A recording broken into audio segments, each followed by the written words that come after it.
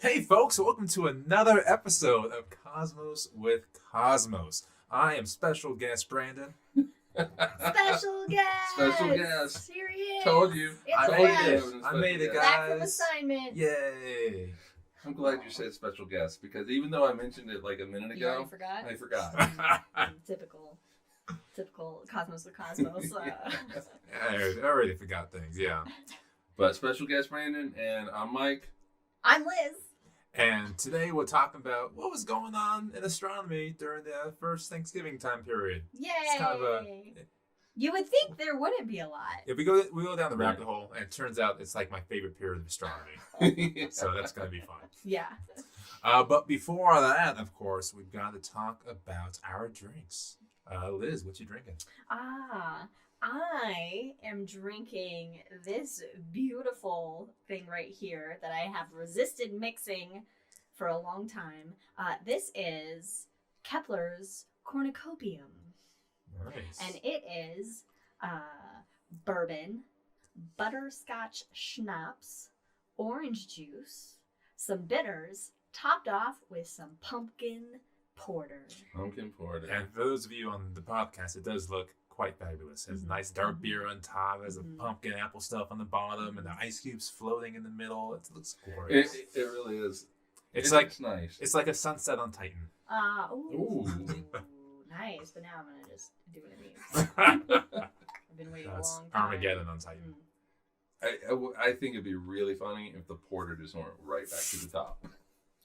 It mixed for like a second. Is it good? Okay, Nice. It's my first time actually trying it. It is. So It's good. It was supposed to be made with spiced rum, but Mike accidentally put bourbon in. But it's actually pretty good. Oh, that is good. Yeah. That is good. All That right. butterscotch that hits you right in the back of the throat. What you got, Mike? I got Jezediahs Fire Cider. Yay, Jezediah that fire sounds cider. very Jezediahs the time Fire period Cider. we will be in, which we haven't revealed yet, but we will. I think we did. We didn't say the year. Not everybody remembers what year it is. Well, all right. I didn't until we looked it up. I was like, Yeah. oh, that's when it happened? Oh yeah, but then I was like, oh shit, that's. I thought it was Anyway, like 800 years earlier. back to the list. What is in mine? Oh, cinnamon whiskey, apple cider, and hard cider. Hard cider, nice. And that's the way we roll. What you got, man?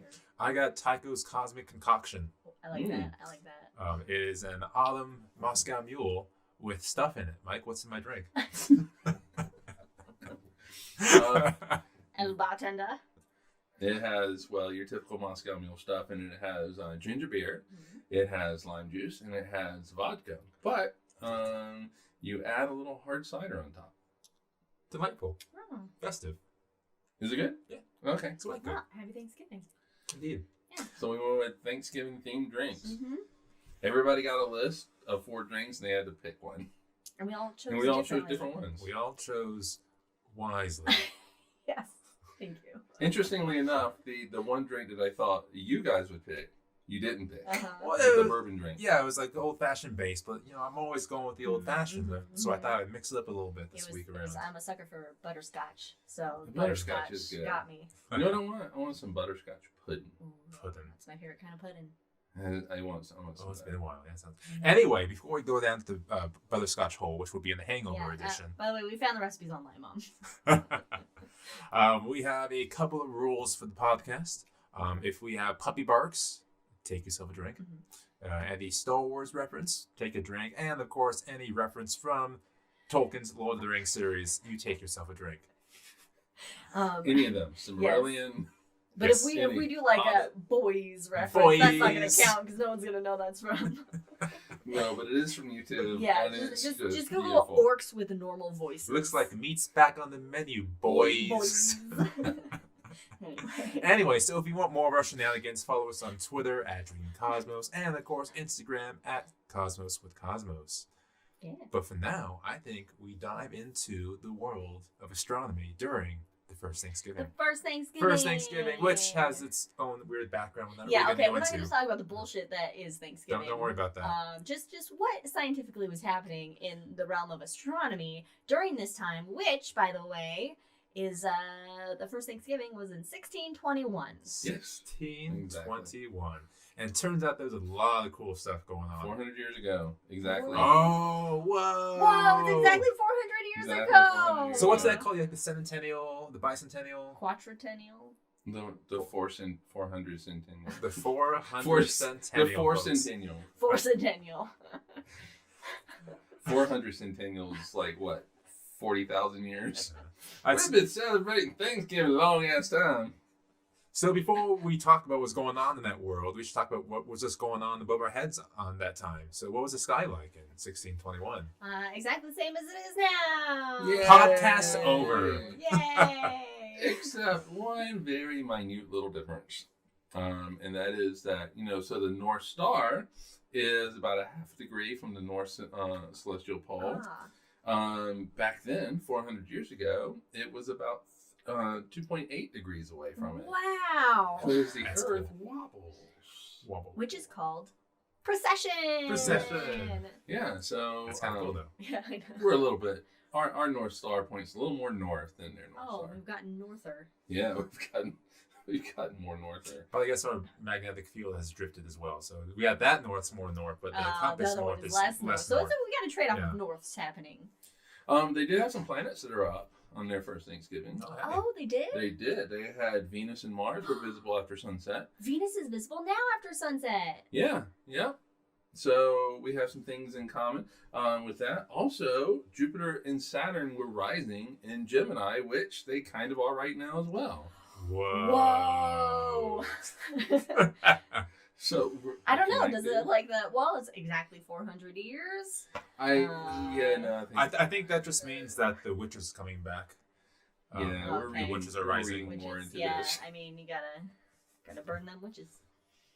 And something that I found kind of interesting is that so what stars that you can see in the night sky are 400 light years away? So the light that enters our eyes tonight, if we were to go and look at them, left those stars. That's a good In point. 1621. Oh yeah, what? I shouldn't think by Algenib, doing. which is the lower left corner of the Great Square of Pegasus. Okay. Yeah, and Almach. I'm sorry. Almach. It's fine. For all the Arabian people over in Almach. Almach, which is in Andromeda. Oh, okay. So Well, those are autumn time constellations, so yeah, you so know. you could actually go out there tonight, and as you're looking at those two, think back to a couple of episodes prior and think about the Clash of Titans story because they are prominent in that. Yes. So I'm pretty sure though that the Pilgrims weren't going, "Hey, Clash of Titans." No, woo." no. Oh, that would be a. They had a story though, so sure. I mean, they could've. because They could have done it. the modern Greek constellations that we see now, I think those weren't those Yeah. first started to be written down around the 1600s, where because you had a revival of Right, but all I the think Greek the stuff, modern and ones. so you had like the one main one that the Helevicus or whatever. Yeah, made. the Bellicus, yeah, but the northern ones. I mean, northern ones. We The don't care about northern ones are southern mainly ones. still Greek. No. I know they're still Greek, but that it was the southern Europeans around this time. I think it may have been earlier. Maybe I don't know if my time frames are off, but they were the ones that then started mapping them out and putting them down officially as the official constellations. They made them based off of the Greek I ones thought because that's- Greek had a huge revival during this time in Europe. Didn't they just look at Ptolemy's work and say, "Hey, there it is"? No, they actually did Well, and then they made up some of their own based on Greek kind of ones. So they took a compendium and they made them official. I mean, that sounds really plausible. Yeah, I mean, okay, it's plausible. I mean, that sounds like that could happen. And then, of course, the mariners going down south, coming up with all those southern constellations. Yeah. Telescopium I mean, Microscopium. and like a chameleon. I mean, I don't know why, like, my perception of when the first Thanksgiving Like happened. 1291. Yeah, like, it doesn't match up when this is when you had huge exploration, because obviously, people are colonizing America. And so you do have all of that more scientific stuff happening and all these prominent people that actually were around during this time. Yeah. But I never really made the association between when Thanksgiving was versus yeah, I mean, this period of Columbus astronomy. Columbus asshole, ran into on the Caribbean islands He was like 140 "Oops." years earlier. Yeah. I mean, that's a long time. Yeah. That's probably like back then, judging by some of the things that we saw on YouTube today, that's like probably like 100 generations for those people because they only live live like very 2 long. years and then die. Yeah. Oh man. Oh yeah. Ooh. But you've made it past 40, so you're good now. You just gotta make it. If you make it past 40, But this isn't 1621. isn't it Thank though? goodness this is not 1621. We have indoor plumbing that takes stuff away. That's true. We have modern medicine. They can. That you may or may not use. Yes, okay. We're definitely better off. Yeah. My mom has a question. Did the Native Americans contribute any thinking about the skies? Yes, there's a Yes. whole world of archaeoastrology that delves Astronomy. into astronomy. Oh, for shame. For shame. Well, was it astronomy? Well, Technically- it was yes and no. It was, Yeah. Technically, astronomy was seen as a lesser science to astrology in 1600s. Yeah, but that was fucking European. But that's Europeans, yes. But like the Mayans building the pyramids and stuff, looking Yes, at like Venus, yes. and they were able to figure out Venus's stuff Yes. before Europeans did. So I think that was true Yes. astronomy. Yes. So, but in terms of like the sort of the contributions to the science of astronomy, which is what we're going to be focusing on here, whereas the Native Americans had a whole, sky chart and Cosmology and cosmology story. and everything like that. And we actually did entertain telling. We almost did I astronomy did of the not Native feel. I Americans. did not feel that. We're just too white. We're We're like, very- you know we're very what? pasty. We need someone representative to join Yeah, us to talk about their cultural beliefs. And Yeah, I didn't feel comfortable. We had even talked about getting a contact that we knew down in Phoenix. we just didn't have. We didn't have time. Yeah, with Tim Terry down there and with the Pima, and it was just too short notice. Yeah. So, but maybe in the future. Yeah, sure. Yeah. But anyway, back to those Speaking. gross white guys. Speaking of some gross white guys, there Hey. were some like Oh. special guest, everybody. Gross white guy number 1. Number 2. God. There were some like big time gross white guys that were around then. Boys. Yeah, I'm talking like big people that made big Yes. contributions to Yeah. astronomy Yeah, knowledge. some big names were Mhm, around mhm. during this time, which we were like, oh, snap. That Why kinda am makes I sense now, censoring yeah. myself on the show? Oh, shit. Damn. All right, let's begin with the first one then. Kepler. Cappy Cappy caps. Caps, Keplers, Cornucopian. I keep wanting to say Copernicum. So if Cappy Cups was out there during this time, then the Pilgrims, in theory, could have known that the Earth was not the center of the solar system, of the universe. Yeah. I mean, the pilgrims in America would be like, fuck that shit. Yeah, they'd At be this like, point, it's they'd be like, no. no. But yeah, Kepler was doing his thing. He was making the laws of planetary motion. Yeah, those came out around 1609, but the first two did. The Yeah. first two. So Kepler, Johannes Kepler. Or Cappy Caps, as he's known Mhm. colloquially here. Colloquially. Colloquial. Love Why am I that trying word. to say big words? Kepler was in Prague, but I believe he was originally German. That sounds right. Yeah, that's how Johann. Yeah. Well, I So, guess I could but anyway, I say that because we have a question in chat. Oh, What I didn't even country know is that he question. from? I was just like, oh. Yeah, what country is he from? And I think he's originally from Germany. But moved to Prague to be closer to his buddy Tycho. Tycho. Oh, good old Tycho. Brahe.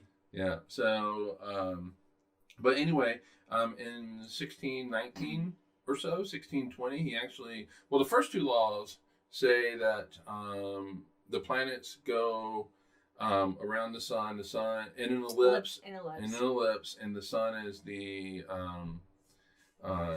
not in the center of the ellipse, but one of the foci ellipse. Ellipses have two foci, one on each side of the ellipse, and the sun's at one of them. Nice.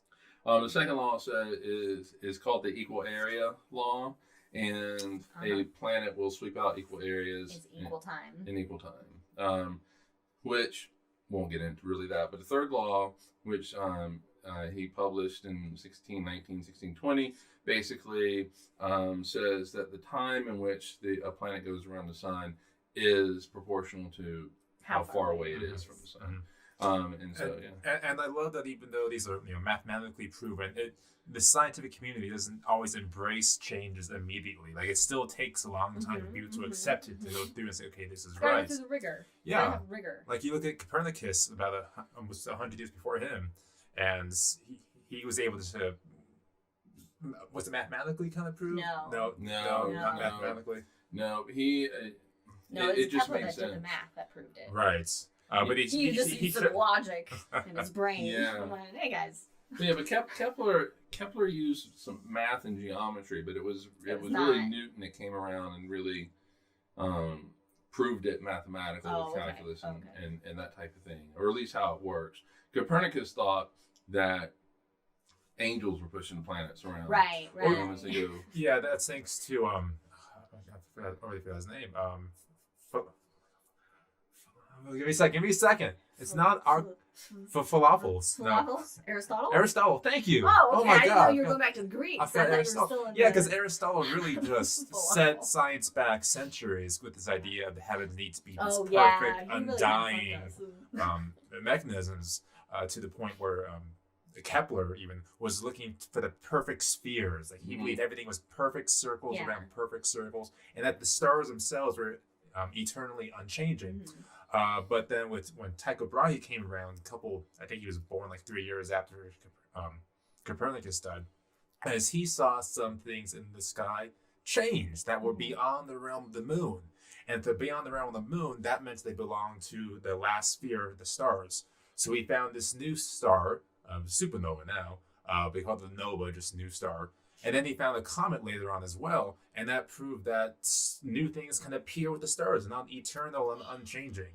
So that was one of the first holes into Aristotle's, perfect world. Sphere. Yeah, Aristotle's sphere.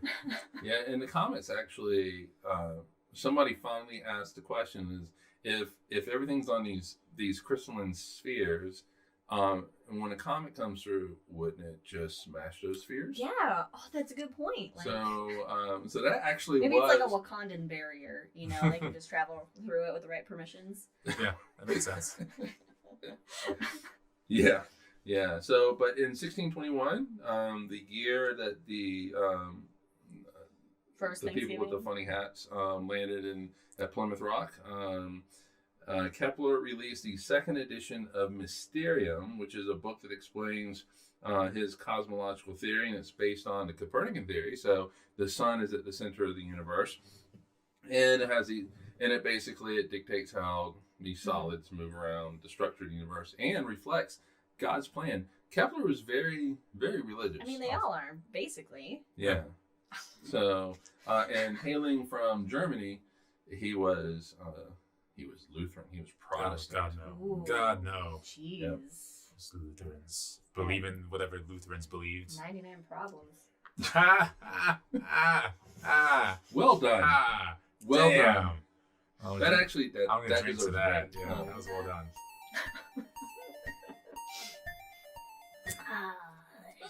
I saw something. I saw something. Oh, it was on Jeopardy where somebody, I don't know, 30 years ago or something, actually received a copy of those 99 little bullet points that Martin Luther nailed to the church door. Oh, it's like a question on Jeopardy? No. Answer? Yeah, it was a question on. okay. It was a question on Jeopardy. Was what person? This particular person had received something as a gift, and it was Luther's 99 issues with Catholic Church. Fun. So, Anyway. But we also have another big name. Another big titan of astronomy. Yes. Captain of Galileo. Space. Galileo. Galileo. We were all thinking it. I just like Galileo Galilei. Like, it sounds like a sci-fi name. We have names like Frank. That's sci-fi-ish. Oh, Or right. like Duncan, Idaho. All right, well, go Brandon. Thanks. I just feel motivated for some reason this month. Yeah, he was around in 1621 on December 3rd, actually. So a little bit after Thanksgiving, he announced to the world that he had perfected his telescope. Oh, snap. Nice. Yep. And so... I mean, he's done some cool shit with that telescope. He had done some cool shit.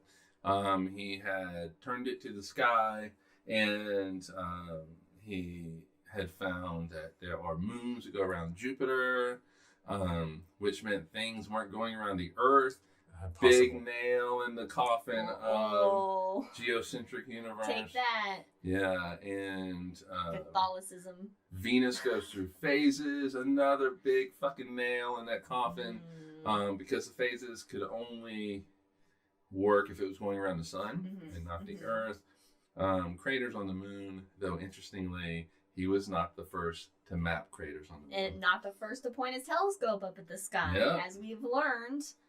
Yeah, from our that special honor guest here. actually goes to Thomas Harrion, and he actually died in 1621. So he died on the first Thanksgiving. Yeah, a little bit before the first Thanksgiving, and he made the first drawings of the moon with a telescope in July 1609, which is 3 whole months before Galileo. Nice. I mean, why wouldn't that be the first thing you do with a telescope? Oh, look, I can see things far away. What's that? I know. What is that thing above our heads forever? I like at that time, throughout the majority of human history, the sky is the most mysterious and place that no one knows a whole lot about.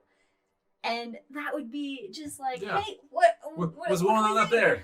Also, you imagine this couple peak guys who did that, but did it to the sun, and they just couldn't see anything afterwards, and that's why they don't get credit. Mistake. Well, I think people learn just by daytime looking at the sun, at the sun and then magnifying You're it is gonna have a probably bad not time. going to be a good idea. I think that's the common sense thing, but apparently not even world leaders get that much. But Thomas Harrion knew better though, so he looked at the moon.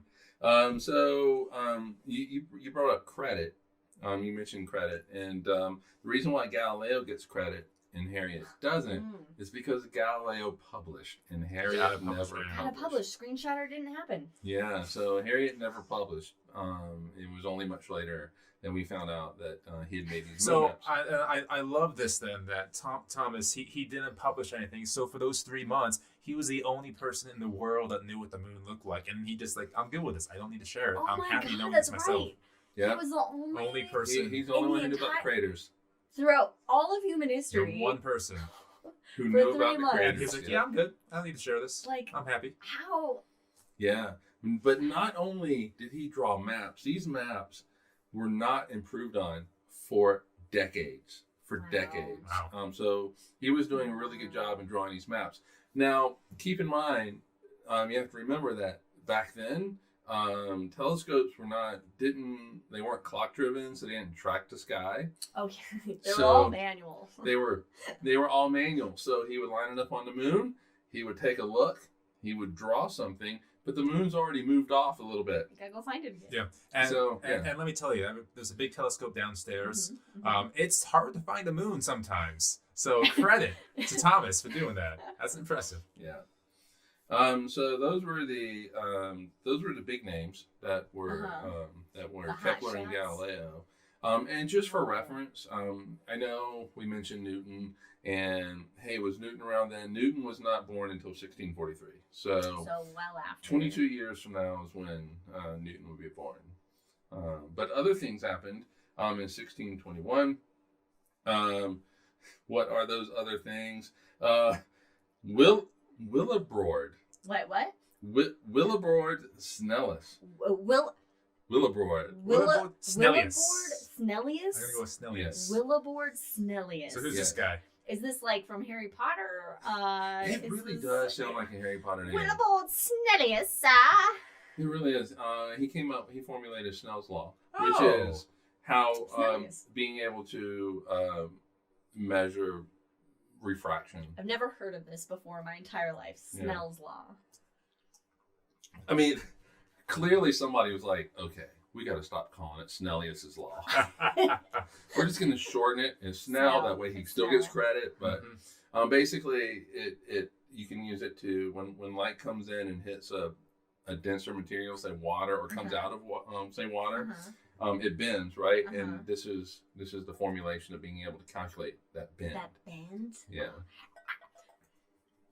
Okay, my mom asked earlier, and how do these guys figure this out? How the fuck do you figure that shit A lot out? of trial and error. I don't. I guess a basic understanding of math helps. Well, understanding math As, like, and starting. and it's not like these guys are just sitting down and like, I have this brilliant idea. No, it's based off hundreds of other people, based off their knowledge Yeah. and building and refining Basically, it they ever so just read slightly. and think a lot, and then Yeah, but I'm sure it all started with him looking in water. and going, I wonder. Well, I mean, because like if there's a pond and there's a fish in it, and you're spear fishing for that fish, you don't throw the spear Oh, you gotta right where the adjust fish is. Well, it's also moving, so. Well, let's just pretend like it's standing still Okay. or sitting still in the water. Swimming still? Floating. Yes, Floating. floating, Floating. That's the word. floating Part. still. What does swimming still mean? Oh, floating. Yeah. Yes. So you don't throw the spear right where you see the fish. You have to, you throw it maybe like right in front, and you'll hit the fish. Oh, and so I always liked just like when you just put your foot in a pool, Oh, yeah. and like you see how it just. Yeah. So Bends and you can changes. see that refraction, and so this was just the first person to actually just kind of formulate it. And get math behind it. Yeah.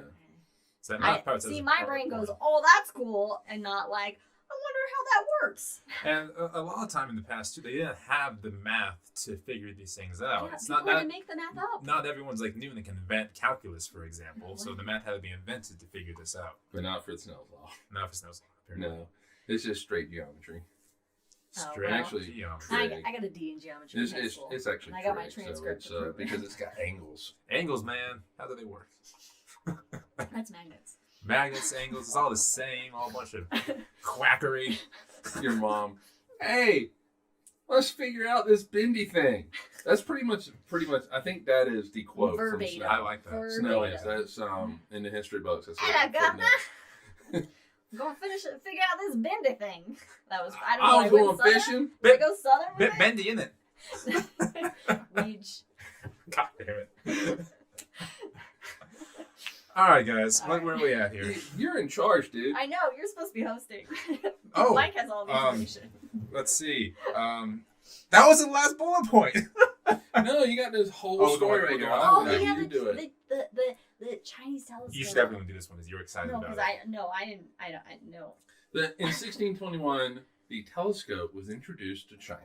That's right. Like, I never thought about like another like something being introduced to China. Like China just has always made their own shit Yeah. and our shit, but their own shit. Yeah, the Chinese were amazing at. They created gunpowder. I mean, I wasn't going violence. I was just thinking like they were amazing No, with thinking like violence. naked eye observations Oh, yeah. of the universe. oh and, yeah. and comets. They really tracked comets and They news- also recorded the Crab Nebula. Oh yeah, yeah. And in so 1054. Mm-hmm. Yes, Hey. 1054. which was a little bit before the for Thanksgiving. That's a little bit. Just a smidgen. That's around the Battle of It's Hastings just a time. smidge. But anyway, yeah. And so, but they did all this without a telescope, and but they got one eventually. Yeah, thanks to Johann Schreck. Shrek. Schreck brought the telescope over to China. It was first mentioned in Chinese writing, and then. Sorry, I should have actually read this before I just started reading things. It's been there for. But what I love is like in the notes there's this Manuel Diaz the Younger, but then he's got a Chinese name. It's just like Young Mango. yeah. Yeah, I'm not going to try to pronounce some of these names. I would just kind of feel bad about it. So yeah, they had this telescope over there in China, but unfortunately they didn't really do much with it for scientific purposes at the time, at least that I know of, because they were again great naked eye astronomers already. Yeah, and they were still actually like they were very heavily geocentric. And there was a bunch of Jesuit missionaries that went over, and the Jesuits were just like, yeah, keep going with that geocentrism. Yeah, You guys got it. because the Pope didn't like what Galileo said. Obviously. Yeah. Well, the Pope was actually pretty okay with it, but then Galileo kept being a dick about things. I mean, come on. They're like, hey, you can't be talking about this shit. No, they were okay with that. Galileo They was published like, things together for a fine, while. I won't. And Yeah, he was but like, then- assholes. But then and- Galileo wrote that. Was it? It wasn't a play. No, but he wrote like a dialogue between this really smart guy called Galileo and this doofus. Like his name was like literally Doofus or something like that. Doofus the Third. Who was supposed to be the Pope. It was supposed to be the Pope. And the Pope was making all these illogical arguments, and the smart guy's like, "Oh, you're wrong, actually." So he basically backhanded the Pope. I don't think that's a dick move because the Pope's been backhanding people for. That is true. The Inquisition. That's biggest true. dick move there is. Galileo's not burning anyone at stake. That's true. That's true. So yeah, so big names. I mean, a lot's going on around the time when Americans are like, "You want a blanket?" Oh boy. Oh yeah, no. But you some know what? amazing astronomy is happening. But what's really cool though is if you look back at here's the view of the universe, and I just made some notes. Okay. The view of the universe was in 1621 was the heliocentric view was proven by Galileo in 1609. 1609, 1610. However, I'm sure the Pilgrims did not believe that. Definitely not the Puritan ones. No. I'm sure. And so and there's this massive debate raging between geocentric and heliocentric, but heliocentric was proven. There were only 6 known planets at the time. 6? 6. Mercury, Venus, Earth, Mars, Jupiter, and Saturn. Saturn was the most distant planet in the universe. Of course, now, those were the only 6 planets. Of course, now there's thousands and thousands of planets that we know of. Not all in our solar system. Right. No. I also want to point out that even though there were just those 6 known planets, Neptune, for example, was still spotted in the sky, but it just moved so incredibly slowly and so faint. It was just probably not a star out there. Yeah. And you needed higher resolution telescopes to be able to then discover Uranus and then what will be Pluto, a future dwarf planet. There were only 5 known moons in the entire universe. In the entire universe? The Earth had 1. That's pretty obvious. Jupiter had its 4. And Saturn's moons weren't discovered for what about Mars's decades moons? later. Oh no, that was 1800s. 1800s. Yeah, that was 1800s. Because they're so tiny. Oh, I guess that's true. I just figured because they're closer but I guess in itty bitty potato moons. Itty bitty. Okay, that's true. How to describe scientifically itty bitty potato moons. Saturn had rings. We knew that Saturn had rings. It's pretty obvious through lobes. Oh yeah, they look like ears. They look like ears sticking out from Saturn. Liz and I both do the exact same thing with our hands. Little tiny ear. Venus goes through phases. The moon has craters. In the Milky Way, that hazy band of light is composed of unresolved stars. Which is, true and not true at the same time. Yeah.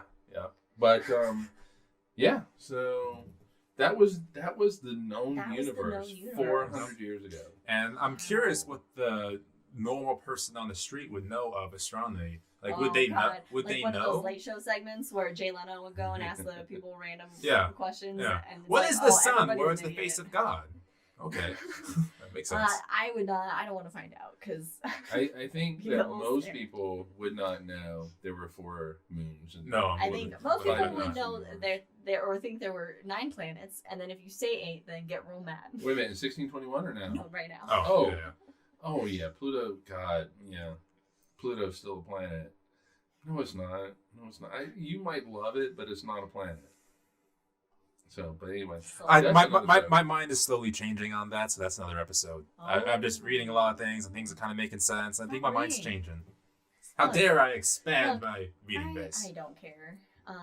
Although I think that I like different classifications because that means better organization, and then you can whittle your understanding down better. So I think that just is a step in the evolution of understanding of objects in the solar system. But again, that's another episode or The Hangover. We'll see what happens. Probably another episode. We're going to study for that one. We're going to talk about it now.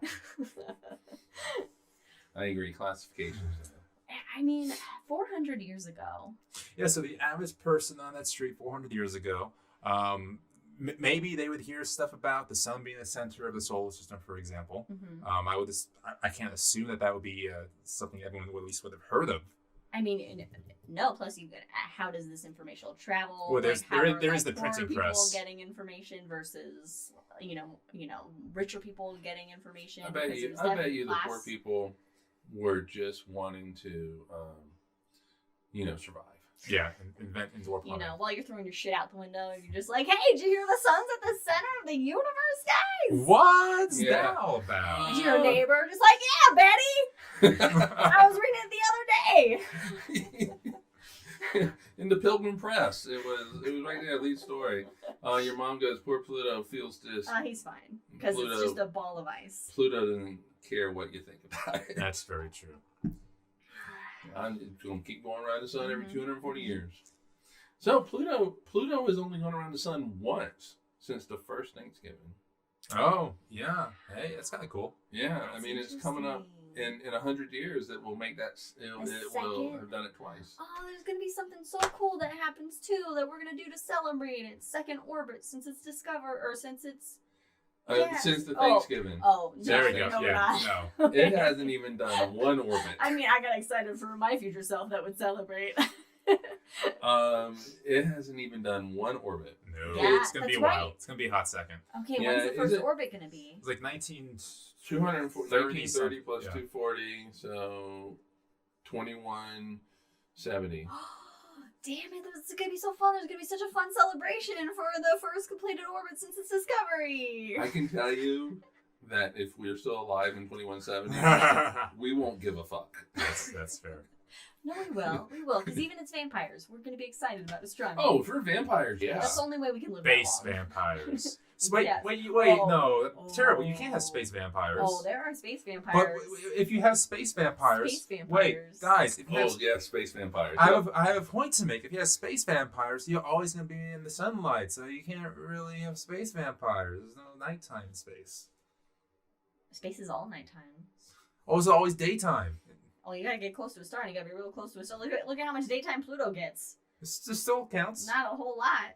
So what's the threshold then of where a vampire has to be? I don't know. We close gotta to the call sun? Anne Rice. You know, She's the, this truly is the hangover this is conversation. definitely a hangover conversation. All right, let's wrap up the main episode and head to hangover. 'cause we got Okay. some thoughts Since about that's Harrion. apparently where we're We going. got thoughts about So things. 400 years ago, nearly to this day, will be to the day on Thursday.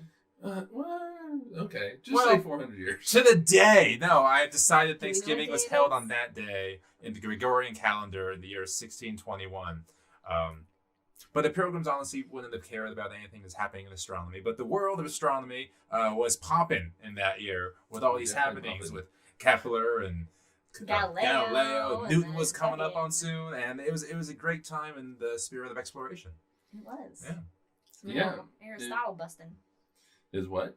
Aristotle busting. Aristotle. Yeah, Time. definitely Aristotle busting. Did not want to give up Aristotle for like 2,000 I years. mean, it is Aristotle. but- Yeah. And it actually held everything back. And then Oh, immensely so. and then Copernicus, so scared of the church that he had come up with his ideas Mhm. and released it on his deathbed where the Mhm. church could do nothing to I mean, him. they're fond, I mean, Yeah. they could tell him he's going to they're hell. fond of Go- fire, so... Yeah, and then Something Kepler diverse. comes along and, Thanks to talks about, Thanks to Tycho's math, Tycho's observations, Right. Kepler using math based off that. Mhm. comes up with how planets move in our solar system. And then Galileo with a big fuck you to the Catholic Church. And then the Catholic Church's like, okay, we're going to Inquisition you or whatever. And what Galileo was like, whatever. It's all you do. I will do house arrest because You do what you. I have said is already out there. And then there was the Renaissance. Yep. Thanks to telescope and math and things and Wow. medicine. What a and at the same time people are just throwing shit out their window. You know, they're just Literally, Literally Throwing throwing shit. shit out. Literally. piss and shit. that's Piss and where shite. we're at. We're thinking a lot about the cosmos and having all this wild discoveries, And yet shit. still we can't take baths. Yeah. Yeah, I know, right? Well, speaking of shit, it's about time to Yes, wrap this podcast yes. up. So yeah, thanks for joining us, guys. If you're on the YouTube with us, hang out with the Hangover. God damn it. Hang out with the Hangover, guys. Where- Coming up right next. Weren't we supposed to do this at 3? Oh my god, I swear. Best hits of Cosmos with Cosmos. Jesus. Um, Anyway. yeah. Here you go. Do and, you want what's coming up? Oh, yeah, because we have some future episodes. Like, for example, December 5th, we'll talk about telescopes. Holy shit, I didn't know that. That's cool. Yeah, we're talking telescopes. We're doing an overview of telescopes in preparation of The James Webb Space Telescope. You know, Liz and I are we're just gonna come up with all the topics now because special guest. because special guest never here. I'll be here for the 5th, probably. But the following Saturday is the James Webb launch, guys. Yes. James Webb launch. It will James be Webb a pajama party. game changer for science and astronomy when it goes up and successfully goes into the grounding point and unfurls itself and sees into the cosmos. It's been glorious. So we'll do a live. Yeah, I was gonna say this on Saturday. breakfast. That's on Saturday. It's not going to be the Cosmos episode, but it is. I might have said that because that was the original. Yeah, plan. it's just going to be a live stream of us in pajamas getting excited about a space launch of a 100%. telescope. 100%. Which could happen as early as 5 o'clock in the morning for us, or 4 o'clock if you're in Oregon. But could go all the way to like 8 p.m. Yeah, it's like so 8 it's gonna be an God, all day affair. I love launch windows so much. We're basically gonna do our hobbits meal. Yeah. And then there will likely be a special guest tuning in from Washington. Yeah. Me. And the next day we're going to have a recap of the launch because it will go amazingly well. Yes. It's going to be great. Yes. Because we're optimistic. We'll have our normal episode as a recap of that. And so that's going to wrap up the year for us. Yeah. Yep. And then it's on to 2022. Ooh. The It's hard to distant believe. future. 2022. That is so hard Man, to it'll be believe. 401 years after the first Thanksgiving. All right, folks. Thank you for joining us. Thanks a lot. Don't forget to rate us, like us, all the things, on all the things. Spotify's and stuff, because we like talking to people.